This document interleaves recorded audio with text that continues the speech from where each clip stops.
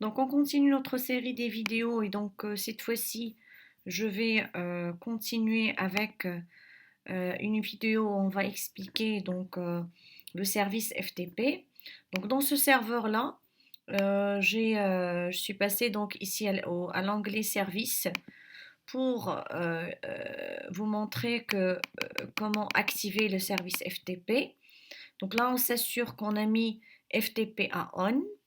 J'ai aussi rajouté un nouvel utilisateur. Donc ici, il suffit donc de mettre ici le nom de votre utilisateur et le login et le mot de passe. Par la suite, il est important de choisir les droits. Parce que si on donne, par exemple, moi pour SMS6, j'ai donné juste les droits de lecture et d'affichage, d'accord? Donc du read et de list, sachant que ici nous avons Cisco qui a tous les droits, read, write, delete, rename and list. Donc on va voir que selon le droit qu'on a, on ne peut faire que les opérations qui sont permises. Nous avons un ensemble de fichiers qui sont déjà là, d'accord? Et nous allons essayer donc de comprendre ce service FTP. On va faire un petit test ici. Lorsqu'on vient, donc on commande en prompt, si on fait netstate-a, normalement on devrait, bon, elle n'est pas prise en charge par le système, netstate-a, bah, peut-être dans une autre version elle est là, mais normalement si on affiche les ports ouverts de cette machine, on devrait voir que le port 21 s'est ouvert quand on met le service FTP en actif. Voilà, donc on va venir à partir du PC 0, d'accord? Et on va donc se connecter au service. Donc comme on a déjà fait dans le cours, on fait FTP espace, le nom du domaine. Donc nous, on a nommé le domaine ftp.test.ma. D'accord? Après, on donne le login, donc Cisco, et le mot de passe Cisco. Et après, on peut faire dire. Et donc, on a un ensemble de fichiers qui sont les fichiers qui sont disponibles de l'autre côté. Et après, on va faire notre get. D'accord? Donc, get un fichier. Le fichier donc sera transféré de la machine du serveur vers la machine du client. Une fois que le transfert est fait, nous allons faire notre kit.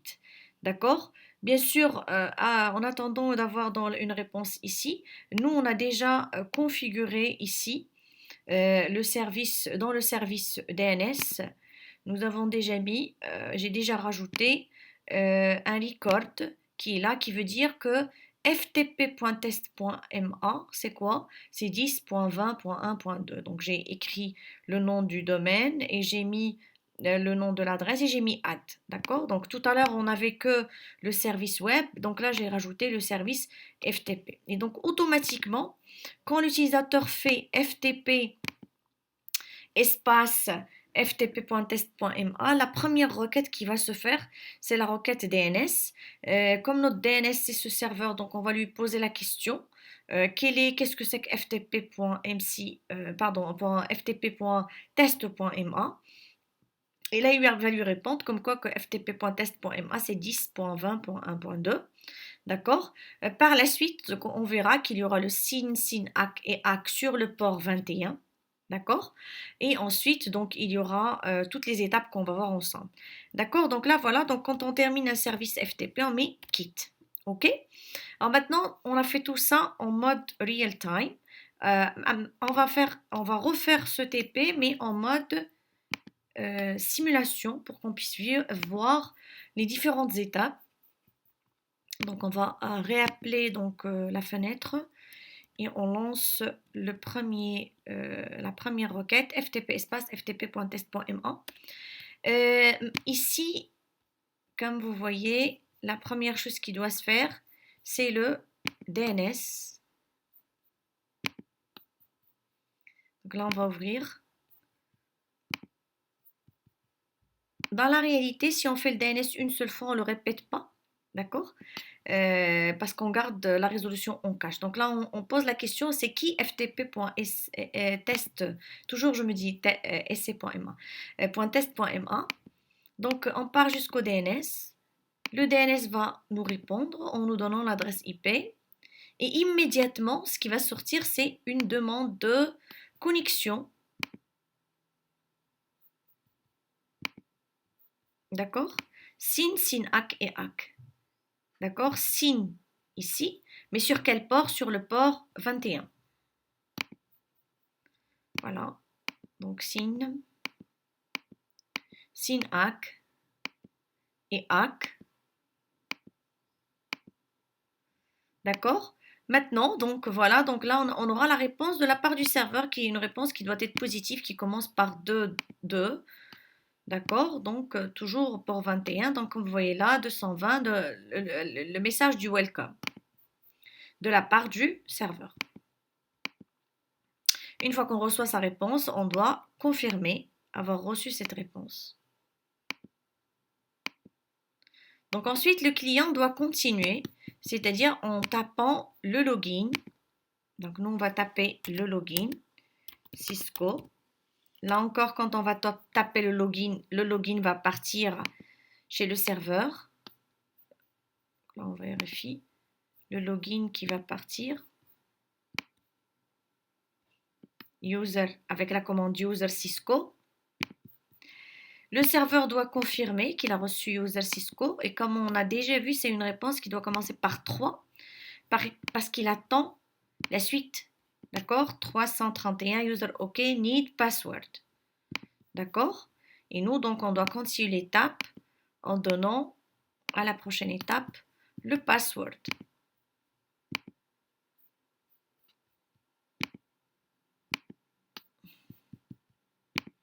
On va donner donc le mot de passe qui va avec. Et là, on continue donc la capture.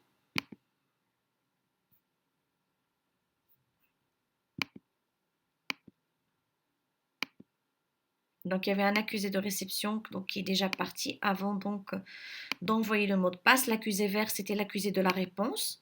Et là, maintenant, on doit avoir une réponse positive complète. Donc après, là, on est connecté, on doit faire dire. Et on verra qu'est-ce qui va se passer quand on fait dire. Donc déjà, la commande de dire doit s'envoyer. Bon, là, le mode de transfert qui sera fait.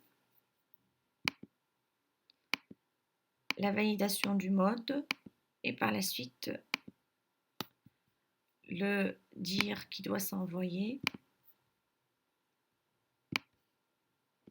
Le mode passif, comme quoi on est au mode passif, je vais faire le autoplay pour que ça continue tout seul.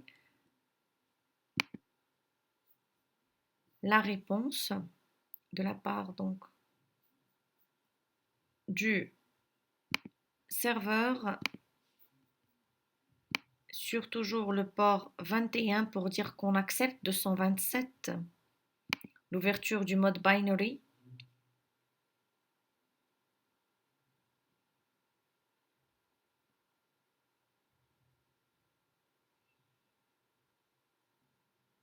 Après, on va ouvrir ici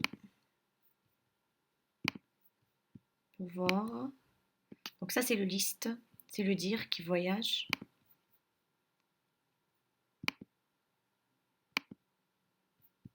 On regarde la réponse ici.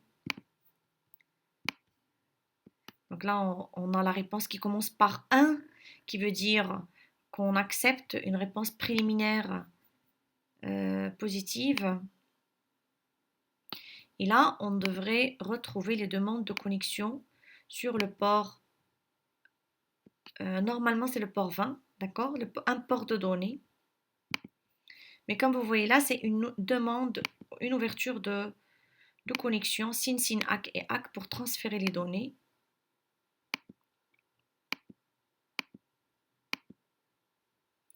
Et après, les données vont venir de la part du client, du serveur. Les données, bien sûr, les FTP data, vont contenir le contenu du dire. Bien sûr, ils vont venir sur le port de données et non pas sur le port 21. D'accord? Une fois qu'on reçoit les données, on envoie l'accusé de réception. Donc là, on continue. Une fois qu'on a eu les données, qu'est-ce qu'on veut? Donc moi, je fais ici un get OK. Automatiquement, on va capturer le reste.